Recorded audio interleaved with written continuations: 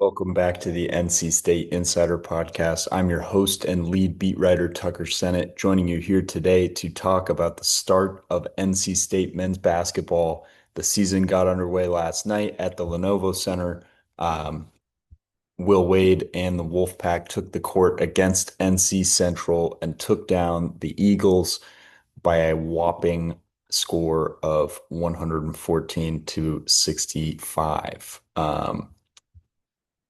Thought it was 66 or it was 66 after the game. So I think the stat broadcast might be wrong, but interesting. Anyway, uh, NC State looked the part of a team that has been rebuilt, that has a new identity. It was a pretty incredible night for this team. Um, Will Wade stormed the court and had this had this program looking like it was full of new life. That's really my main takeaway in terms of the feeling. Um, this is a new era for Wolfpack basketball. They've made that very clear all off season long, and it got started with a bang. This team came out and thoroughly dominated North Carolina Central. Um, it was just our talent's better than your talent for 40 minutes and it starts and ends with Texas Tech transfer Darian Williams, who, he was named ACC Player of the Year for a reason. This guy came on the court. His teammates were a little jittery. That's what Wade said after the game. He comes out, he scores 11 of NC State's first 13 points, finishes with 19 in the game, finished with 8 assists, was doing a little bit of everything, shot 4 of 6 from 3-point range. That was a big thing coming into the season for him. Was he struggled last season at Texas Tech with his 3-point percentage? Took a lot of them, but just wasn't hitting on the rate that I think he set for himself and the standard he set for himself. So a big step that he needed to take if he wants to compete for, maybe a Naismith Award, maybe a Wooden Award, maybe a ACC Player of the Year award. He's going to need to be able to knock down 3-point shots consistently, and it looked really, really good coming out of his hand all night last night. Um, Obviously, not the top tier competition that NC State's going to be facing. So, is that sustainable? It's certainly a good question. I think he more than proved in the NCAA tournament last year that he can go toe to toe with some of the nation's best defenders. He's a great guy to have in a high scoring game because he's not afraid to go get his own offense. And he's also really good finding his teammates. He passed the ball really well, obviously, had 8 assists, but just plays that kind of point forward role so well for this team, and obviously he's going to be really valuable moving forward.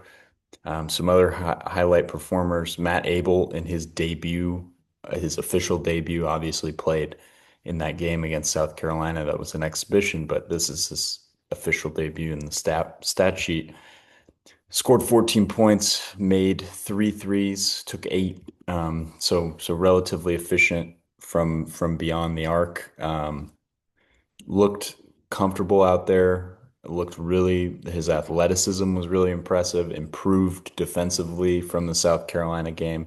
Still going to be a project with him, but if he can come off the bench and give them some offense, he could be one of the best freshmen in the country come, January, February for this team, which I think is sort of the plan with him. I think they want to ease him into to having a bigger role. And he certainly looks well on his way to being that key piece that NC State needs. Some other guys that performed pretty well. Quadir Copeland was dealing with foul trouble a lot of the night, still scored 15 in the game. I think that stat might be wrong. Okay, yeah, he did. Yeah, excuse me, sorry. Um, Trey Holloman with 15, Van Lubin with 10, Paul McNeil with 16. They tweaked the starting lineup a little bit. Terrence Arsenault got replaced by Holloman in the starting lineup. We found out that Arsenault was dealing with a little bit of a Achilles thing after the game, so they're sort of just keeping an eye on him. They don't want to overexert him right out of the gate. The rotation, Will Wade said on Friday, was going to be around 9 guys in terms of like the consistent minutes. Obviously, more guys played. I'm pretty sure almost everybody on the team played last night just because of the score. But um, there was definitely a clear 9-man rotation. My guess is it'll get cut down to 8 over the course of the season.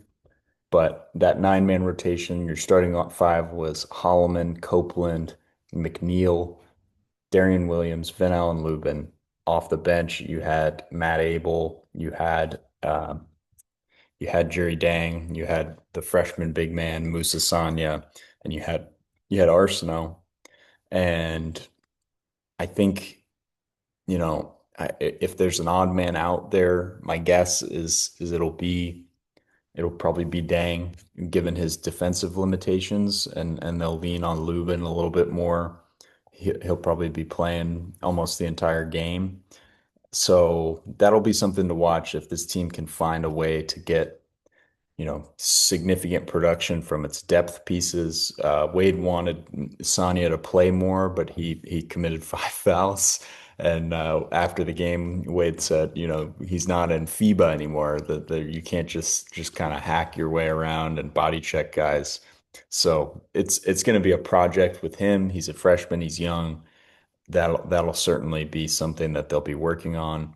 But I think one of the biggest statistical takeaways from this game was this team's going to shoot the ball a lot, and it certainly shot the ball efficiently last night against a team that loves to create perimeter chaos and force turnovers. NC Central historically has been able to get out and run and force a lot of turnovers and pressure you into kind of driving into their zone and taking bad shots. And NC State didn't do that. They shot the ball 58% from the field. And more impressively to me, they shot the ball 48% from three, made 19 of their 40 attempts. It tied a school record for most 3-point makes in a game for the Wolfpack. And obviously, you had a balanced breakfast from a few guys. You had 4 threes from Williams, 4 from McNeil, 4 from Holloman, 3 from Abel, 1 from Copeland, surprisingly, 2 from Dang off the bench. That's a reason that I think, he's still valuable, Jerry Dang, is because he can stretch the floor at his size of 6'9". It's just more of a defensive issue for him in terms of staying on the floor. But yeah, NC State was able to knock down the three at a pretty impressive rate. Free throws still not quite where Wade wants them to be. They shot 70% from the line in this game, turned the ball over just 9 times, and forced 18 turnovers, scored 26 points off of those. So the press was certainly looking much better than it was against South Carolina. That was something that Wade really pointed out to his team. And NC State's a team that's going to get out and run, and they're going to get out and shoot, and they're going to attack you in every phase of the game. They can throw guys who can drive downhill at you, and Copeland and Williams. They have shooters that can space the floor everywhere. You got McNeil, you got um, Matt Abel. You got Dang when he's on the floor. Holloman is showing an improved stroke. Lubin is not afraid to take the three. He didn't take one last night, but that was a big reason why he wanted to come to NC State was they're gonna kind of try to unlock him on the perimeter a little bit, given his sort of undersized status. And he was really efficient inside, finished 4 for 4 from the field with 5 rebounds. Didn't play very much because he didn't have to. And I think they want to protect him moving forward. Those are kind of the key takeaways. Obviously, not a ton you can take away from a game that NC State led wire to wire, 39 of the 40 minutes. So, um, it's a phenomenal start. The atmosphere in the Lenovo Center was pretty incredible. I'll certainly admit that Wade has this fan base in a place that it hasn't been in a very long time. And I think, early success is just going to build that. And there's going to come a crescendo. I'm not sure when it'll be. My guess is that home game against Kansas will be a pretty massive moment for this team, just as a sort of litmus test, because Maui, while, while Maui's a good measuring stick, it's not the it's a different kind of setting, it's a different atmosphere. It's not exactly what the season is going to be like. It's you'll see what you got in terms of a matchup standpoint with some talented teams, but you're not going to see how your team handles playing in a hostile environment or in a massive game in front of a big crowd because that's a really unique setting. And while important, I just think that Kansas game is more important in terms of, how far this team can go. That's all I got today for the basketball recap here. As always, I appreciate you all tuning in. If you want more content, go ahead and hit up my social media feed at Senate Tucker on X. You can also find more content on the website's X page at Wolfpack on SI. And of course, if you want daily episodes of the NC State Insider Podcast, go ahead and hit up the sports videos on SI YouTube channel, episodes every day. Thanks for tuning in.